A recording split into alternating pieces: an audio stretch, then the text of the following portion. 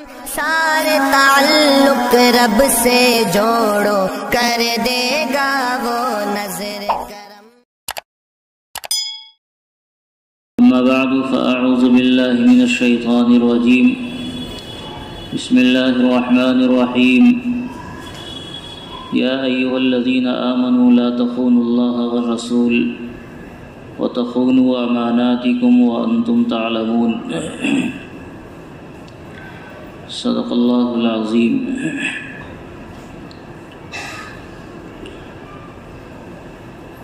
اللہ رب العزت نے جو ذمہ داریاں انسان کو دی ہیں، ان ذمہ داریوں کو اللہ تعالیٰ نے مکمل طریقے سے ادا کرنے کا حکم دیا ہے۔ قرآن کریم نے ہمیں یہ کہا ہے، ان اللہ یأمرکم ان تؤدوا الامانات الی اہلہا، کہ اللہ کا حکم ہے کہ جو امانت تمہارے پاس ہے وہ جن کے ہیں انہیں لوٹا دو۔ جو امانت انسان کے پاس ہو، وہ امانت جس کی ہو، اسے لوٹانے کا شریعت نے ہمیں پابند بنایا ہے، اس کا ہمیں حکم دیا گیا۔ لیکن امانت کا جو مفہوم ہے ہمارے یہاں، وہ بڑا محدود مفہوم ہے۔ ہمارے یہاں امانت کا مفہوم یہ ہے کہ کسی آدمی نے کسی کے پاس کچھ روپے پیسے امانت میں رکھا، کوئی سامان امانت میں رکھا، اور اس کو ہم لوٹا دیں تو اس بندے کو امین کہا جاتا ہے، امانت دار کہا جاتا ہے۔ حالانکہ امانت کا مفہوم اس سے بہت زیادہ وسیع ہے۔ یہ صحیح ہے کہ یہ بھی امانت ہی کا حصہ ہے کہ آپ کے پاس کوئی آدمی کوئی چیز رکھے، تو جب اس نے آپ پر بھروسہ کیا تو آپ اس کے بھروسے کو نہیں توڑیں، اور اس کو وہ چیز مل جائے، چاہے وہ آپ کا دوست ہو چاہے دشمن ہو۔ ایسا نہیں ہو کہ دوستی کے زمانے میں اس نے آپ کے پاس کوئی امانت رکھی اور پھر اتفاق سے آپ دونوں میں لڑائی ہو گئی، اب دشمنی ہو گئی، تو اس کو لوٹانے میں آپ آناکانی کریں۔ یہ نہیں ہونا چاہیے۔ اگر وہ شے اس کی ہے تو اس کو ملنا ہے۔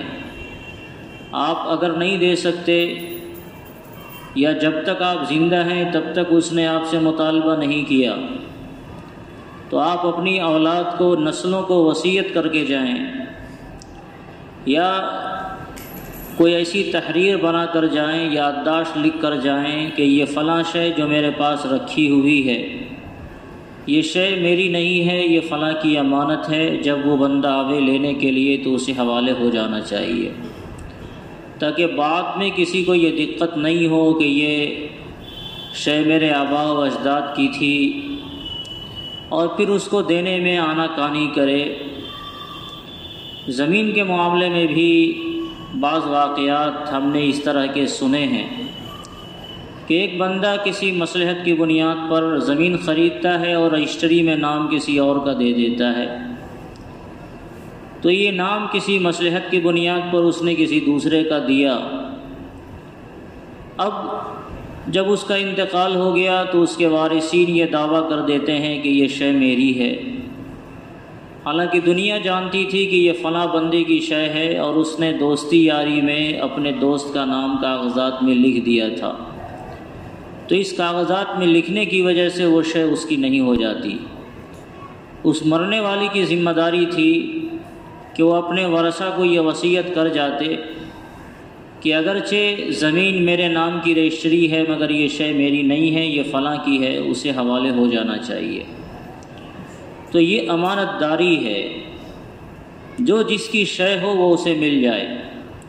جناب رسول اللہ صلی اللہ علیہ وسلم کا دو لقب خاص طور سے بڑا مشہور ہے، جو لقب آپ کو اپنوں نے نہیں آپ کے دشمنوں نے دیا تھا۔ وہ لقب تھا صادق اور الامین کا۔ آپ انتہائی سچے تھے اور انتہائی امانت دار تھے۔ جب پورا مکہ آپ کی دشمنی پر تلا ہوا تھا اور آپ کو ہر طرح سے ستانے اور پریشان کرنے کے لیے سر توڑ بازی لگائے ہوا تھا، پوری کوشش کر رکھا تھا، اس وقت بھی ان کی نگاہوں میں آپ سچے تھے اور اس وقت بھی ان کی نگاہوں میں آپ امانت دار تھے۔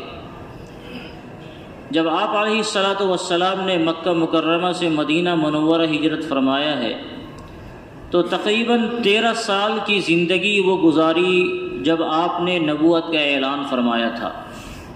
اعلان نبوت کے 13 سال ہو چکے تھے اور اس 13 سال کے بعد مکے سے مجبور ہو کر آپ نے مدینہ منورہ ہجرت فرمایا تھا۔ آپ نے مکے سے نکلتے ہوئے مکہ کو مخاطب کرتے ہوئے یہ کہا تھا کہ اے مکہ، اگر میری قوم مجھے نہیں نکالتی تو میں تم کو چھوڑنے والا نہیں تھا۔ مکے سے اپنی بے پناہ محبت کا اظہار آپ نے ان الفاظ میں کیا تھا۔ اس وقت بھی جب پورا مکہ آپ کا دشمن ہو چکا تھا اور آپ کو نکلنے پر مکہ والوں نے مجبور کیا تھا، اس وقت بھی لوگوں کی امانتیں آپ کے پاس رہتی تھیں اور کسی کو یہ وہم و گمان نہیں ہوتا تھا، اندیشہ نہیں ہوتا تھا کہ کہیں ایسا نہیں ہو کہ محمد صلی اللہ علیہ وسلم ہمارے سامان کو ہڑپ کر جائیں گے۔ چنانچہ جس رات آپ نے ہجرت کا ارادہ فرمایا ہے، اس رات بھی آپ نے سیدنا علی مرتضیٰ رضی اللہ تعالی عنہ کو اپنے بستر پر سلایا اور اس بات کا مکلف بنایا کہ میرے پاس جو امانتیں ہیں وہ جن کی ہیں وہ حوالے کر کے تم آنا۔ اور رات بستر نبوی پر حضرت علی رضی اللہ تعالی عنہ نے آرام فرمایا اور پھر جن کی جو امانتیں تھیں وہ امانتیں ان کو حوالے کی اور پھر انہوں نے ہجرت فرمائی ہے۔ تو امانت کا یہ ایک بڑا یقیناً مفہوم ہے کہ ہم کسی کے پاس کوئی سامان، نقد روپیہ یا کوئی اور شے رکھیں تو وہ بندہ اپنی پوری تندہی کے ساتھ اور جی جان لگا کر اس کی حفاظت کرے، اور جب واپس کرنے کا وقت آئے تو وہ سامان بعین ہی اسے مل جائے، وہ روپیہ پیسہ اسے بحفاظت واپس مل جائے، اس میں ٹال مٹول نہیں ہو۔ لیکن یہ امانت کا محض ایک فرد ہے، یہ مکمل امانت نہیں ہے۔ امانت کا تعلق پوری زندگی سے ہوتا ہے۔ قرآن کریم نے لفظ امانت کو جمع کے صیغے کے ساتھ استعمال کیا ہے۔ ان اللہ یأمرکم ان تؤدوا الامانات الی اہلھا، اللہ تعالیٰ حکم دیتا ہے کہ تم امانتوں کو صاحب امانت کے حوالے کر دو۔ قرآن کریم کا یہ انداز بتاتا ہے کہ امانت مختلف نوعیت کی ہو سکتی ہے۔ خود اس آیت کا جو شان نزول ہے وہ شان نزول بھی یہ بتاتا ہے کہ امانت کی شکلیں الگ الگ ہو سکتی ہیں۔ اس کا تعلق روپے اور پیسے سے نہیں ہوتا، بلکہ روپے پیسے سے بھی اس کا تعلق ہو سکتا ہے، ذمہ داریوں سے بھی اس کا تعلق ہو سکتا ہے، اخلاقیات سے بھی اس کا تعلق ہو سکتا ہے، معاملات سے بھی ہو سکتا ہے، عبادات سے بھی اس کا تعلق ہو سکتا ہے۔ یہ آیت نازل ہوئی ہے خانہ کعبہ کے اندر، جوف کعبہ میں قرآن کریم کی یہ آیت نازل ہوئی، جیسا کہ حضرت عمر ابن الخطاب رضی اللہ تعالیٰ عنہ کا ارشاد ہے کہ میں نے یہ آیت پہلی مرتبہ وہیں سنی تھی جب مکہ مکرمہ فتح ہوا ہے۔ حضور علیہ الصلاۃ والسلام فاتحانہ شان کے ساتھ مکہ مکرمہ میں داخل ہوئے تو اس وقت مکہ کے جو کلید بردار تھے خانہ کعبہ کے، جن کے حوالے چابی تھی، حضرت عثمان ابن طلحہ رضی اللہ تعالی عنہ، حضور علیہ الصلاۃ والسلام مکہ مکرمہ سے ہجرت فرمانے سے پہلے جب ایک مرتبہ آپ کی یہ خواہش ہوئی کہ ان سے چابی لے کر مکہ خانہ کعبہ کے اندر جائیں اور اللہ رب العزت کی عبادت کریں، ان سے چابی مانگی تو انہوں نے چابی دینے سے انکار کر دیا تھا۔ 10 سال پہلے کی بات، چابی دینے سے انکار کر دیا تھا۔ خانہ کعبہ کی مختلف خدمتیں مختلف قبیلوں کے حوالے تھیں۔ چابی کی خدمت حضرت عثمان ابن طلحہ کے حوالے تھی جو اس وقت مسلمان نہیں ہوئے تھے، جس وقت حضور علیہ الصلاۃ والسلام نے پہلی مرتبہ ان سے چابی مانگی تھی۔ وہ ان کو اختیار تھا جب چاہیں وہ خانہ کعبہ کھول دیں اور جب چاہیں بند کر دیں۔ ہفتے میں 2 دن وہ کھولا کرتے تھے، لوگ جاتے تھے، اندر گھستے اور اپنے اپنے طریقے سے عبادت کرتے اور نکل آتے۔ اللہ کے رسول صلی اللہ علیہ وسلم نے جب ان سے چابی مانگی کہ ذرا چابی دو، میں اندر جا کر عبادت کرنا چاہتا ہوں، تو انہوں نے چابی دینے سے انکار کیا۔ تو آپ علیہ الصلوۃ والسلام نے اس وقت حضرت عثمان سے فرمایا تھا کہ عثمان، اس وقت کیا حال ہوگا جب یہ چابی میرے ہاتھ میں ہوگی اور میرا اختیار ہوگا کہ میں جسے چاہوں یہ چابی دوں۔ تو عثمان نے، جو اس وقت تک مسلمان نہیں تھے، انہوں نے کہا کہ خدا کی قسم قریش اس وقت بہت ذلیل ہوں گے اگر یہ چابی آپ کے ہاتھ میں ہو اور آپ کو فل اختیار ہو۔ تو آپ علیہ السلام نے ارشاد فرمایا تھا کہ خدا کی قسم قریش کو اللہ تعالیٰ اس وقت عزت عطا فرمائیں گے۔ اور پھر 10 سال کے بعد یہ واقعہ تاریخ نے دہرایا کہ جب حضور علیہ السلام فاتحانہ شان کے ساتھ مکہ میں داخل ہوئے تو عثمان سے وہ چابی آپ نے لی۔ جب ان سے وہ چابی لی تو یہ خانہ کعبہ کے چھت پر چڑھ گئے، حضرت علی رضی اللہ تعالیٰ عنہ نے جا کر چابی چھین لی اور حضور علیہ السلام کے حوالے وہ چابی کی۔ اس چابی کو سے آپ نے خانہ کعبہ کو کھولا، اندر تشریف لے گئے۔ اب صحابہ کرام کا ایک جم غفیر ہے جو وہاں کھڑا ہے، اور بڑے بڑے صحابہ اس انتظار میں ہیں کہ خانہ کعبہ کی یہ خدمت ہمارے حوالے کی جائے۔ خانہ کعبہ کی کسی بھی درجے میں خدمت کرنا لوگ اپنا اعزاز سمجھتے تھے، تو خانہ کعبہ کی چابی ہمیں مل جائے یہ ایک بڑی خدمت تھی، اور یہ اعزاز ہر کوئی تمنا کر رہا تھا۔ حضرت علی رضی اللہ تعالیٰ عنہ بھی اس میں ہیں، ان کی تمنا اور خواہش تھی کہ یہ چابی مجھے ملے تاکہ یہ خدمت میرے حوالے ہو سکے اور میں اس خدمت سے مشرف ہو سکوں۔ سبھی اس انتظار کے اندر ہیں، لیکن اللہ کے رسول صلی اللہ علیہ وسلم جب خانہ کعبہ سے باہر نکلے تو آپ کے زبان مبارک پر یہی آیت تھی، ان اللہ یأمرکم ان تؤدوا الامانات الی اہلھا۔ اور عثمان ابن طلحہ کو بلایا اور اس سے کہا، عثمان وہ وقت یاد ہے جب میں نے یہ کہا تھا کہ یہ چابی میرے ہاتھ میں ہوگی اور میرا اختیار ہوگا، جس کو میں چاہوں یہ چابی دے دوں۔ آج میرا اختیار ہے، یہ چابی میں تمہیں کو دے رہا ہوں، یہ چابی تم ہی رکھو، اور جو تم سے یہ چابی چھینے گا وہ ظالم ہوگا۔ گویا حضور علیہ الصلوۃ والسلام نے اپنے زبان مبارک سے یہ فیصلہ فرما دیا کہ کلید برداری والی خدمت، چابی کو سنبھالنے کی خدمت عثمان ابن طلحہ کی ہوگی، اور ان کے بعد ان کے وارثین یہ خدمت ادا کریں گے، ان سے خبردار کوئی چھینے نہیں۔ یہ خدمت قیامت تک کے لیے گویا ان کے حوالے کر دی گئی، اور آج بھی یہ چابی انہی کے پاس ہے، انہی کے خاندان والوں میں یہ چابی آج بھی چل رہی۔ تو یہ جو حضور علیہ الصلوۃ والسلام نے چابی ان کو دیتے ہوئے یہ آیت تلاوت فرمائی، ان اللہ یأمرکم ان تؤدوا الامانات الی اہلھا، یہ کوئی مال نہیں تھا جو آپ نے انہیں حوالے کیا تھا، یہ ایک عہدہ تھا، ایک ذمہ داری تھی، اور اس ذمہ داری کو آپ نے منتقل کرتے ہوئے قرآن کریم کی یہ آیت پڑھی، اور یہ آیت پڑھی نہیں بلکہ صحابہ کرام کے قول کے مطابق یہ آیت اسی وقت نازل ہوئی تھی، خانہ کعبہ کے اندر یہ آیت نازل ہوئی۔ گویا اللہ رب العزت نے یہ پیغام دیا اور آپ کو یہ حکم دیا کہ یہ بھی ایک امانت ہے، یہ عہدہ ایک امانت ہے، جس امانت کو آپ اسی کو حوالے کر دیں جن سے آپ نے لیا ہے، تاکہ ان کی دل شکنی نہیں ہو، اور پھر وہ مسلمان بھی ہو گئے۔ تو قرآن کریم کی اس آیت نے یہ بتایا کہ امانتوں کا تعلق صرف مال سے نہیں ہوتا ہے، عہدے یہ بھی امانت ہوتے ہیں۔ اللہ رب العزت نے جن کو جن سرفرازیوں سے نوازا، جن عہدوں سے نوازا، جن ذمہ داریوں سے نوازا، یہ بھی ایک بڑا اللہ کے نزدیک امانت ہے، اور آدمی کی ذمہ داری ہے کہ اس امانت کو اسی انداز میں استعمال کرے جس انداز میں استعمال کرنے کا شریعت نے اسے پابند بنایا ہے۔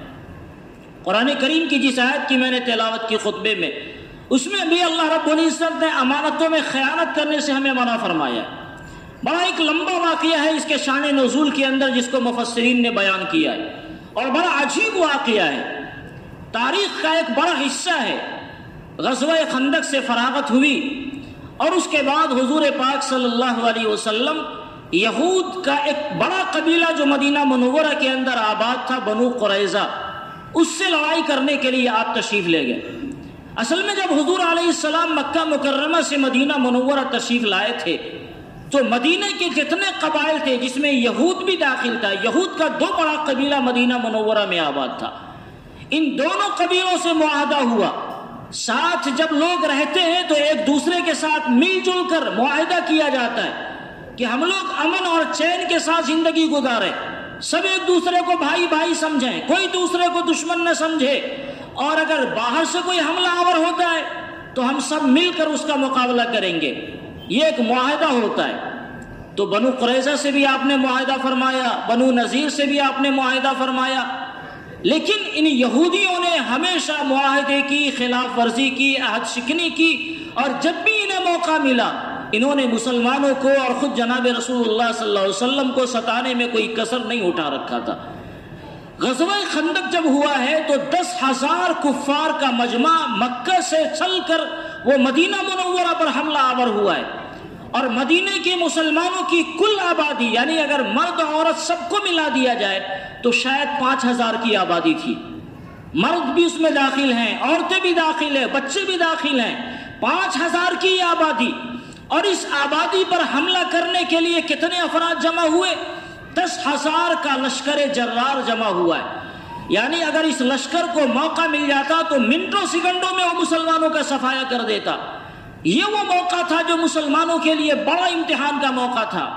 اس وقت اس بات کی ضرورت تھی کہ مدینے میں رہنے والے جو حلیف تھے، جن سے معاہدہ ہوا تھا کہ امن کے ساتھ ہم لوگ رہیں گے اور دشمنوں کا مقابلہ ایک ساتھ کریں گے، ان حضرات کی ذمہ داری تھی کہ وہ ان دشمنوں کو بھگاتے۔ لیکن وہ بھگاتے کیا؟ انہوں نے ہی دشمنوں کو بلایا تھا کہ آؤ مسلمانوں پر حملہ کرو، ان کا کام تمام کرو، بڑا اچھا وقت ہے، جس میں یہ بنو قریظہ کے لوگ بھی خوب شامل تھے۔ اب مسلمانوں کے لیے بڑی مصیبت کی گھڑی آئی۔ اس مرحلے کو سر کرنا ایک بڑا مسئلہ تھا، جس کے لیے دنیا کی تاریخ میں ایک عجیب قسم کی لڑائی لڑی گئی، جس کو غزوہ خندق کہا جاتا ہے۔ مدینے کے 3 طرف خندق، بڑے بڑے خندق کھود دیے گئے۔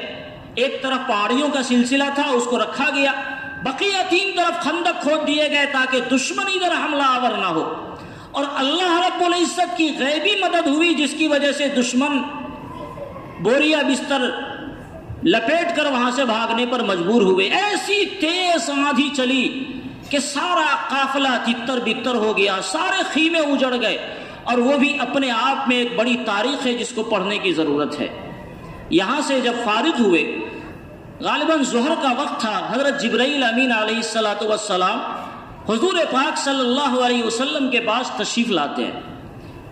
لوگ سامان جہاد بدن سے نکال رہے تھے، آرام کے ارادے میں تھے، اس لیے کہ لڑائی ختم ہو چکی تھی، دشمن بھاگ چکا تھا۔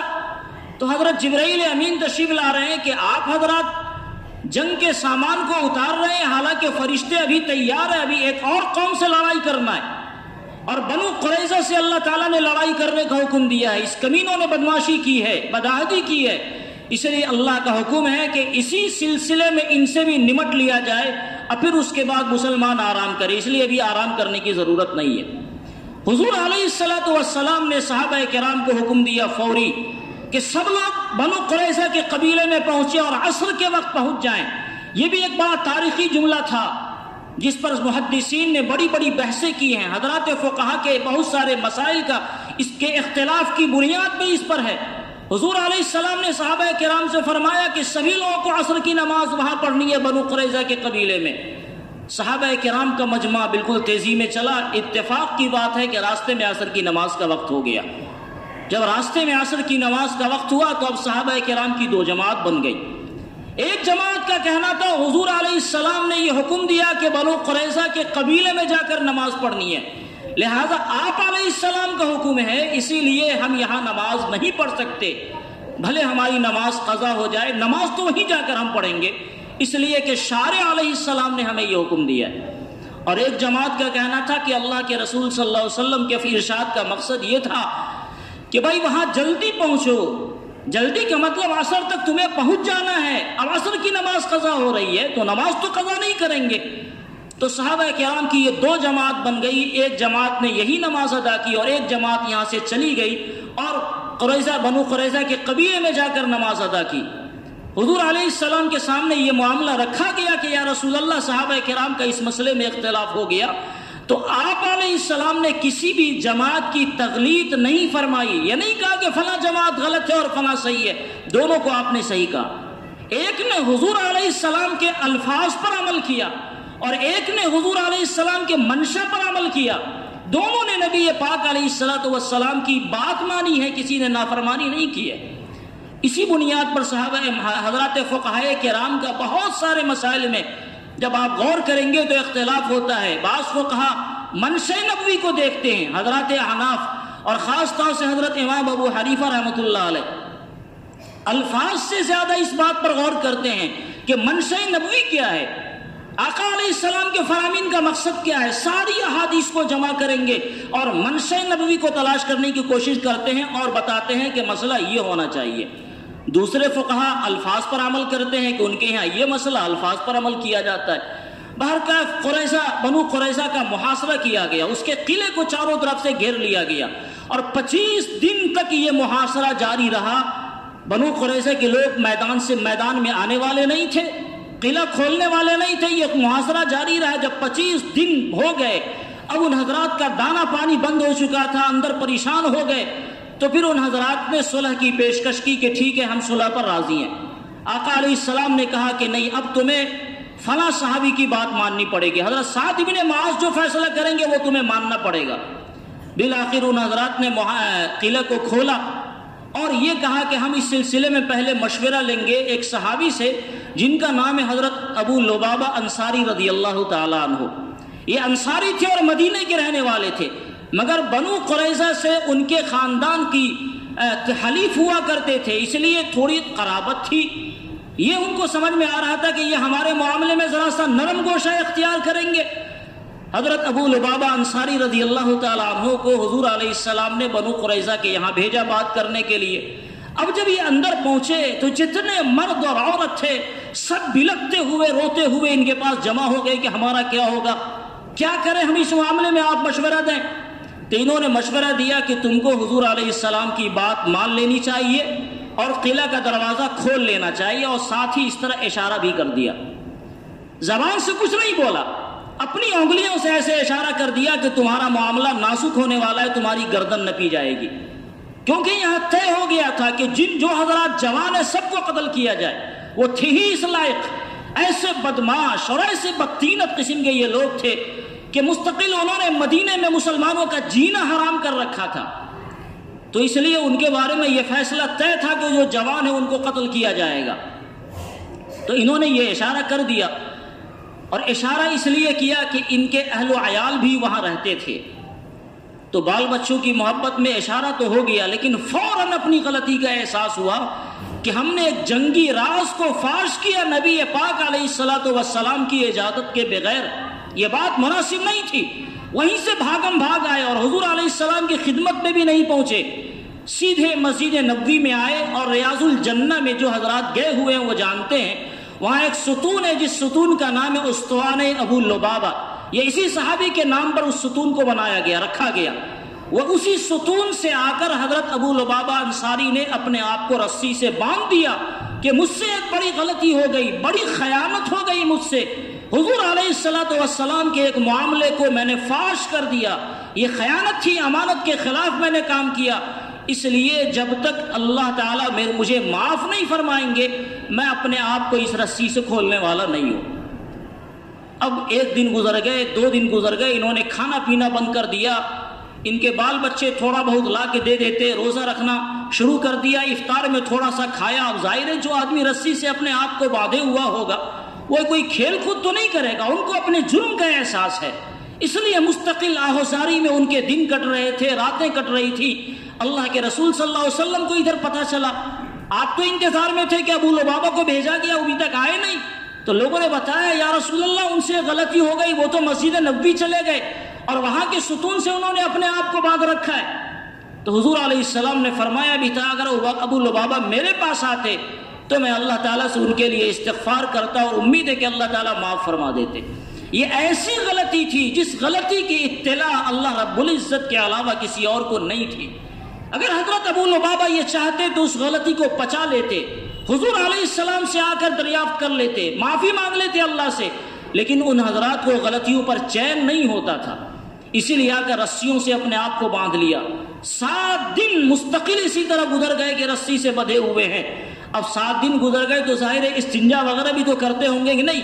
جب استنجا کی ضرورت ہوتی ان کے بال بچے میں سے کوئی آ کے کھول جاتا, استنجا کر کے آتے اور پھر باندھ دیے جاتے. نماز کا وقت ہوتا کھول دیا جاتا اور نماز پڑھتے پھر باندھ دیے جاتے. اسی طرح 7 دن جب گزر گئے تو ایک رات حضور علیہ الصلوۃ والسلام نے یہ بھی فرمایا تھا کہ اب جب ابو لبابہ نے اپنا معاملہ اللہ کے حوالے کیا ہے تو اب اللہ تعالیٰ جو فیصلہ فرمائیں گے اس کے بعد ہی کوئی معاملہ ہوگا, میں تو نہیں کھولوں گا. چنانچہ ایک رات حضور علیہ الصلوۃ والسلام حضرت ام سلمہ رضی اللہ تعالی عنہا کے یہاں قیام فرما تھے. ان کی باری تھی, رات میں آپ مسکرانے لگے تو ام سلمہ نے پوچھا یا رسول اللہ خیریت ہے, کیا بات آپ کے چہروں پر مسکراہٹ آ رہی ہے؟ تو اللہ کے رسول صلی اللہ علیہ وسلم نے ارشاد فرمایا کہ اللہ تعالیٰ نے ابو لبابہ کی توبہ قبول کر لی ہے. تو حضرت ام سلمہ, اس وقت پردہ کا حکم نازل نہیں ہوا تھا, حضرت ام سلمہ نے مارے خوشی سے کہا کہ یا رسول اللہ اگر آپ کی اجازت ہو تو میں دوڑ کر ابو لبابہ کو بتا دوں. آپ نے فرمایا جاؤ بتاؤ. تو یہ دروازے سے باہر آئیں اور ابو لبابہ سے کہا کہ بشارت ہو اللہ نے تمہاری توبہ قبول کر لی. تو جب یہ کہا تو صحابہ کرام جو وہاں عبادت وغیرہ کے لیے جمع تھے یا صفہ میں جو حضرات رہے ہوں گے یہ سب دوڑے لپکے کہ رسی کھول دیں. تب حضرت ابو لبابہ بھی ناز کرنے لگے کہ نہیں, میری خواہش ہے کہ میری رسی خود جناب رسول اللہ صلی اللہ علیہ وسلم اپنے دستے مبارک سے کھولیں. جب فجر کی نماز میں آقا علیہ السلام تشریف لائے تو آپ نے اس رسی کو کھولا ہے. یہاں قرآن کریم نے یہاں بھی بتایا لا تخونوا اللہ والرسول وتخونوا اماناتکم, اے لوگو اللہ کے ساتھ بھی خیانت نہیں کرو, اس کے رسول کے ساتھ بھی خیانت نہیں کرو اور امانتوں میں بھی خیانت نہیں کرو. قرآن کریم نے یہ بتایا کہ یہ امانت اور امانت میں خیانت ہے, اس کا تعلق صرف مال سے نہیں ہوتا ہے. سیدنا ابو لبابہ نے کیا کیا تھا؟ ایک راز تھا, ایک مسلمانوں کے درمیان طے شدہ ایک معاملہ تھا. جس معاملے کو انہوں نے فاش کر دیا تھا تو انہوں نے یہ سمجھا کہ یہ مجھ سے امانت میں خیانت ہوئی ہے. جب آپ روایات کو کھنگالیں گے یا قرآن کریم کی اور آیتوں کو آپ پڑھیں گے تو آپ کو اندازہ ہوگا کہ امانت کا تعلق پورے دین سے حاوی ہے. اللہ رب العزت نے انسانوں کی ذمہ داری میں جو کچھ دیا, جو عبادتیں ہمارے ذمہ فرض کی, یہ سب ہمارے ذمہ امانت ہے. رسول پاک صلی اللہ علیہ وسلم کی جو سنتیں ہمارے ذمہ ہیں یہ سب ہمارے ذمہ امانت ہیں.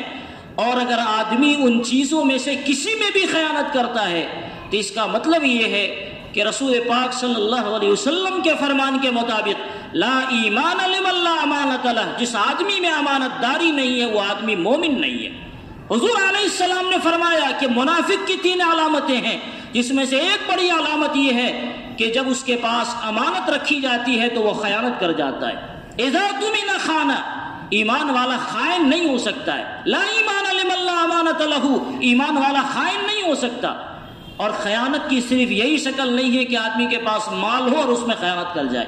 حضور علیہ الصلوۃ والسلام نے ایک بار ارشاد فرمایا کہ مجلسیں امانت ہوا کرتی ہیں, یعنی مجلس میں جو آدمی جو گفتگو کر رہا ہے 10 آدمی شریک ہیں تو یہ 10 آدمی اپنے آپ میں امانت دار ہیں. سب کی ذمہ داری ہے کہ اس مجلس کی بات 11ویں آدمی کو 10 کی رضامندی کے بغیر نہیں پتہ چلے. یہ امانت کے خلاف ہے. آپ علیہ السلام نے ارشاد فرمایا المستشار مؤتمن, جس آدمی سے مشورہ لیا جاتا ہے وہ آدمی امین ہوتا ہے.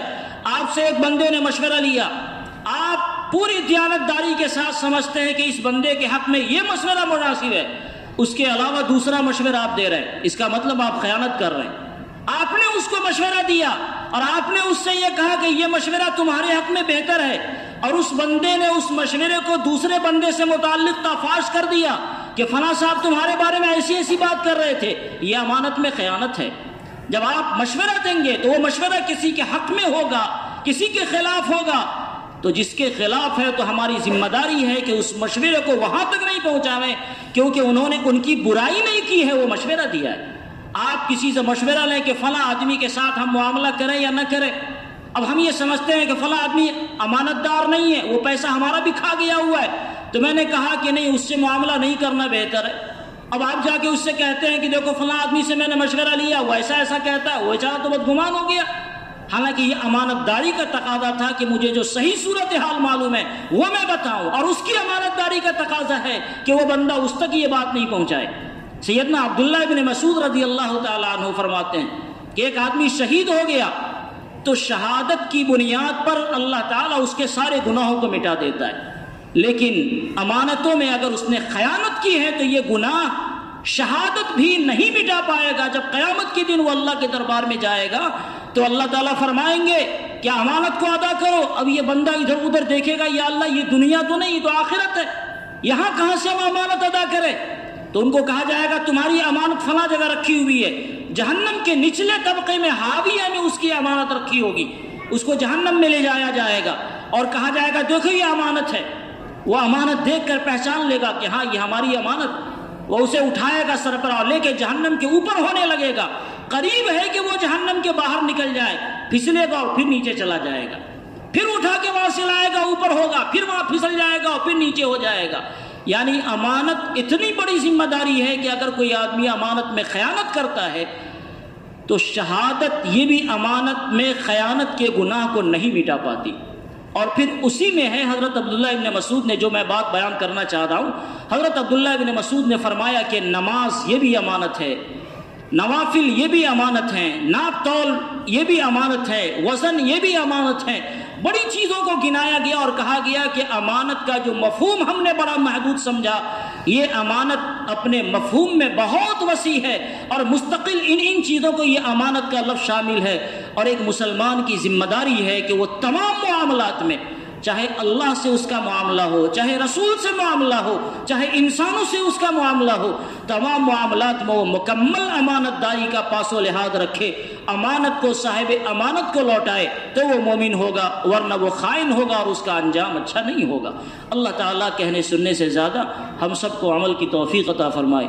آمین. وآخر دعوانا